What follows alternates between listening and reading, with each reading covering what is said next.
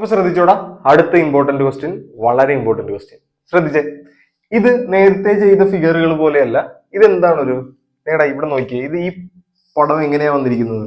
ഒരു എക്സ് ആക്സിസും വൈ ആക്സിസും പിന്നെ നമുക്ക് തന്നിട്ടുള്ള ഒരു സാമാന്തരികമാണ്, അല്ലെങ്കിൽ ഒരു പാരലലോഗ്രാമാണ് തന്നിരിക്കുന്നത്. അത് നേരെയല്ല കിടക്കുന്നത്, എക്സിനും വൈക്കും പാരലായിട്ടൊന്നും അല്ല, ഇങ്ങനെ മേളിലേക്കാണ് കിടക്കുന്നത്. എന്നിട്ട് അതിന്റെ 3 കോർഡിനേറ്റ്സ്, 3 സൂചക സംഖ്യകൾ തന്നിട്ടുണ്ട്. ഒരെണ്ണം കണ്ടുപിടിക്കാനാണ് ചോദിച്ചിട്ടുള്ളത്. അതായത് നോക്കി, find the coordinates of D, ഡിയുടെ സൂചക സംഖ്യകൾ കാണുക എന്നുള്ളതാണ് ചോദ്യം.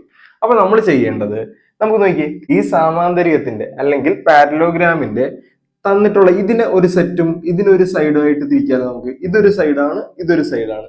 ഈ സൈഡിലെ 2 സൂചക സംഖ്യകളും നമുക്ക് തന്നിട്ടുണ്ട് അല്ലെ? ഈ സൈഡിലെ 2 എണ്ണം നമുക്ക് തന്നിട്ടില്ല. അങ്ങനെയല്ലേ തന്നേക്കുന്ന? ഈ സൈഡിലെ 2 എണ്ണം തന്നിട്ടുണ്ട്, ഈ സൈഡിലെ 2 എണ്ണം തന്നിട്ടില്ല. അപ്പോ ഈ തന്നിട്ടുള്ള സൈഡ് നോക്കുക. തന്നിട്ടുള്ള സൈഡ് ഏതാണ്? 2, 3, 4, 6 അല്ലേ? 2, 3, 4, 6.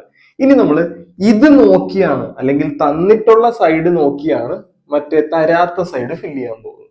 എങ്ങനെയാന്ന് ചോദിച്ചു കഴിഞ്ഞാൽ ഇത്രേ ഉള്ളൂ. ഇവിടുത്തെ ആദ്യത്തെ നമ്പർ ഏതാ? എക്സ് എത്രയാണ്? 2. അതായത് ഇവിടുത്തെ എത്രയാണ്? 2. ഇവിടുത്തെ എത്രയാണ്? 4 അല്ലെ? 4. അതായത് 2ൽ നിന്നും എക്സ് എത്ര കൂടി?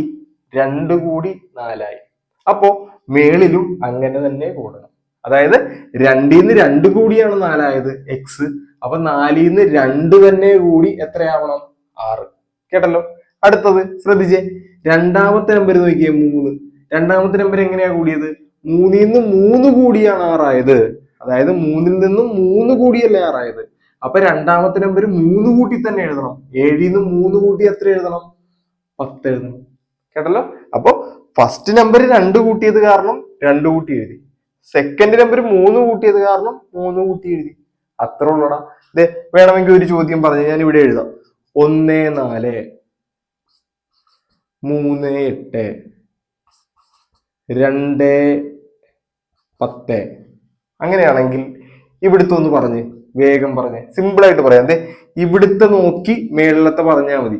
1ഉം 3ഉം, 1ൽ നിന്ന് 2 കൂടി 3 ആയി ആദ്യത്തെ നമ്പര്. അപ്പൊ 2ൽ നിന്ന് എത്ര തന്നെ കൂട്ടണം? ഇവിടെ എത്ര കൂടിയേക്കണം? 2. ഇവിടെയും അത്ര തന്നെ കൂട്ടണം. 2ഉം 2 തന്നെ കൂട്ടി 4 എഴുതി.